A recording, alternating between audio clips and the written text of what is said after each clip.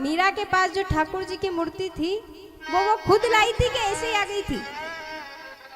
किस किस को पता है कि जो मीरा के पास ठाकुर जी की मूर्ति थी वो कैसे आई थी? मीरा खुद खरीद कर नहीं लाई थी। जितनी तड़प मीरा को भगवान से मिलने की थी उतनी ही तड़प भगवान को भी मीरा से मिलने की थी महाराज, उतनी ही तड़प। वो खरीद कर नहीं लाई थी भगवान को। उनके यहाँ पर एक बार एक संत आए और संत आकर रुके तो उनके पास वो प्रतिमा देखी और महाराज इधर ढोल नगाड़े के साथ एक किसी लड़की की बारात आ रही थी, बैंड के साथ, बाजों के साथ। तो उस बारात में जो दूल्हा रहता है उस दूल्हे का केंद्र जब मीरा ने देखा तो मीरा ने अपनी माँ से पूछा कि माँ माँ ये घोड़ी पे बैठा है ये कौन है? तो उसकी माँ ने कहा कि बेटा ये तो दूल्हा है, इसी से उस लड़की की शादी होगी। तो मीरा ने कह दिया कि मेरा दूल्हा कहाँ है? 5 वर्ष की मीरा पूछ रही है महाराज कि मेरा दूल्हा कहाँ है? तो माँ ने कहा तू बड़ी होगी जब तेरी भी शादी कराएंगे, तेरे भी दूल्हा लाएंगे। कि नहीं मुझे अभी बताओ मेरा दूल्हा कहाँ है, मुझे अभी बताओ। और महाराज उसी समय जब मीरा ज्यादा जिद करने लगी तो उन संत की जो प्रतिमा थी तो माँ ने कह दिया कि यही तेरा दूल्हा है। और उसी दिन से महाराज मीरा ने उस प्रतिमा को ही अपना पति मान लिया। उसी प्रतिमा को, उसी के साथ रहना, उसी के साथ खाना, सब कुछ उसी के साथ। और तो और जब कोई अपनी प्रतिमा देता है क्या? हम रात दिन इनकी सेवा करते हैं तो वो कोई किसी से मांगोगे कि आपके भगवान दे दो तो कोई देगा? नहीं देगा महाराज। क्योंकि जब दुकान से लेकर आते हैं तो वो एक मूर्ति रहती है। क्या रहती है? मूर्ति रहती है। लेकिन जब हम उनकी पूजा करते हैं तो महाराज उसमें हमारे भाव आ जाते हैं। दुकान वाला तो मूर्ति बेचता है लेकिन उसमें भाव एक भक्त ही डालता है कि ये मेरे भगवान हैं। और संत जब उनकी मूर्ति लेकर जाने लगे, उनकी प्रतिमा लेकर जाने लगे, तब मीरा ने कहा कि अरे ये तो मेरे पति हैं, इनको कहाँ लेकर जा रहे हो? तो संत ने कहा कि अरे तुम्हारे यहाँ कोई धन की कमी है? तुम और कितनी मूर्तियां मंगवा सकती हो, ये तो मेरे भगवान हैं। मीरा ने कहा नहीं, मेरी माँ ने कहा ये मेरे पति है तो मैं दूसरी मूर्ति कैसे लाऊं, मैं इन्हीं को लूंगी। और महाराज जैसे ही वो संत गए, एक ही दिन अपनी कुटिया में उन्होंने गुजारा। रात में ही मीरा रो रही है कि मेरे भगवान को वो संत ले गए। भगवान की मूर्ति को पता है कि मीरा को मुझसे मिलने की तड़प है। मीरा रो रही है, बिलख रही है। तो उस संत को महाराज भगवान कृष्ण सपना दे देते हैं कि अरे बाबा जी अब तुम हो गए हो बूढ़े, अब तुमसे हमारी सेवा नहीं बनेगी। कभी मुकुट टेढ़ा कर देते हो, कभी भोग लगाना भूल जाते हो। बोले अब तुम्हारी उम्र हो गई है। तो बोले प्रभु फिर क्या करूं? बोले कि मैं जिसका हूं उसी को दे आओ। तो कहा कि किसका है रे नंदलाल तू? तो बोले मैं मीरा का हूं। क्या कहा? मैं मीरा का हूं और उसी को दे आओ। महाराज सुबह ही हुआ और भगवान का आदेश हुआ तो दौड़ते भागते वो संत कहाँ गए? मीरा के पास कि ले मीरा तेरे गिरधर हैं, तू ही संभाल, ये तेरे हैं। इतना भाव था, इतनी भक्ति थी महाराज कि जिसका बखान ही नहीं किया जा सकता। उनके भक्ति का 1% भी हमारे अंदर नहीं है, 1% भी। महाराज उनके यहाँ जब विवाह का प्रस्ताव आया तो मीरा रोने लगी। क्या रे, मैं तो मेरे कृष्ण को अपना सब कुछ मान लिया है, मेरे गिरधर को मैंने सब कुछ मान लिया है।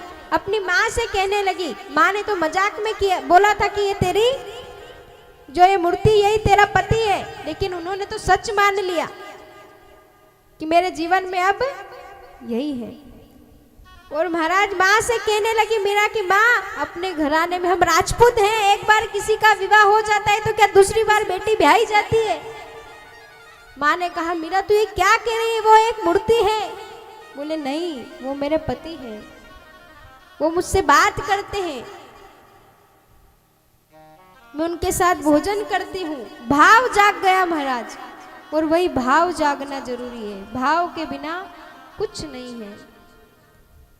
जैसे ही प्रस्ताव आया तो मीरा ने रोकर, महाराज राजनीतिक प्रस्ताव था तो पिता को शादी करनी पड़ी कि या तो तुम शादी करोगी या फिर मेड़ता नष्ट हो जाएगा। राजनीतिक प्रस्ताव के चलते चित्तौड़गढ़ महाराजा राणा सांगा के पुत्र के साथ उनका विवाह हुआ। और जैसे ही विवाह हुआ महाराज वहां गई तो वहां जो सास थी उसने कहा कि देवी को भोग लगाना है तो तुम्हें मांसाहारी भोजन बनाना पड़ेगा।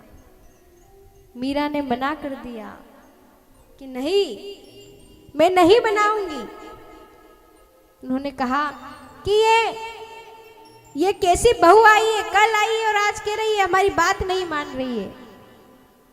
खूब चिल्लाते हैं महाराज, खूब दुख देते हैं, लेकिन मीरा नहीं बनाती। वो कहती है कि एक बार मेरा सिर मेरे गिरधर के चरणों में झुक गया है, अब कहीं और नहीं झुकेगा, अब मैं कहीं और नहीं झुकाऊंगी। तो मीरा को घर से बाहर कर देते हैं कि एक महल था, कहते थे कि वहां भूत निवास करते हैं, वहां पर मीरा को भेज दिया कि तुम यहाँ रहो। पर महाराज मीरा के लिए तो ये बड़ी उपलब्धि थी कि मुझे तो रहना अकेले है। उनको तो अच्छा लग रहा था कि मुझे तुम सबसे दूर कर दिया, मैं अकेले ही मेरे भगवान के साथ रहना चाहती हूँ। और जैसे ही वहां गई, भगवान को लेकर उस भूत महल में मीरा निवास करने लगी।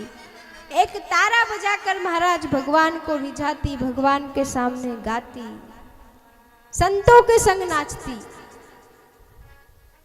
राणा ने सोचा कि ये कैसी बहू आई है हमारे यहाँ, ये ऐसे कर्म कर रही है, हमारे कुल को लजा रही है। महाराज भक्ति को भी लोग बहुत बदनाम करते, बहुत पागल बनना पड़ता है जब जाके भक्त कहलाते हैं। मीरा ने किसी की नहीं सुनी, केवल भगवान कृष्ण की भक्ति करी, क्योंकि उनको उन्हीं के रूप में उनके पति मिल गए थे। और महाराज जो मीरा के पति थे उन्होंने भी उनकी भक्ति में बहुत साथ दिया, बहुत साथ दिया, कभी मीरा को परेशान नहीं किया।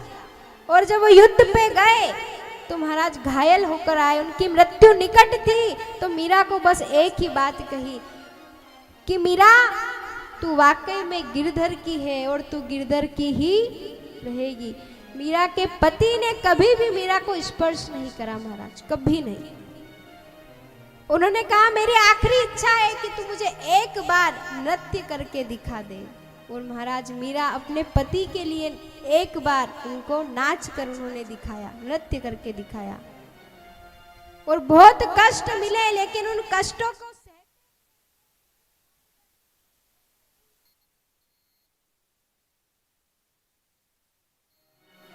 ऐसी भक्ति हमारी होनी चाहिए कि ध्यान हो तो भगवान में। हम आधा ध्यान हमारा यहाँ रहता है, आधा ध्यान कहाँ रहता है, घर पे रहता है। यहाँ रहता है पूरा ध्यान नहीं रहता। लेकिन मीरा ने सब छोड़ दिया, महल छोड़े, पति छोड़ा, घर बार सब त्याग दिया, लाज शर्म सब छोड़ के नाचती थी महाराज, सब छोड़ के नाचती थी। ऐसी हमारी मीरा की भक्ति थी। और प्रार्थना करें भगवान से ऐसे भाव, ऐसी भक्ति नहीं तो कम से कम ऐसे भाव, ज्यादा नहीं तो थोड़े तो हमारे अंदर भगवान दे कि हम सब लाज शर्म छोड़कर उनके लिए नृत्य करें। करना है कि नहीं? लाज शर्म सब छोड़नी है, करनी है। आपके घर में, आपके परिवार में खूब करो, लेकिन भगवान के दरबार में बिल्कुल नहीं।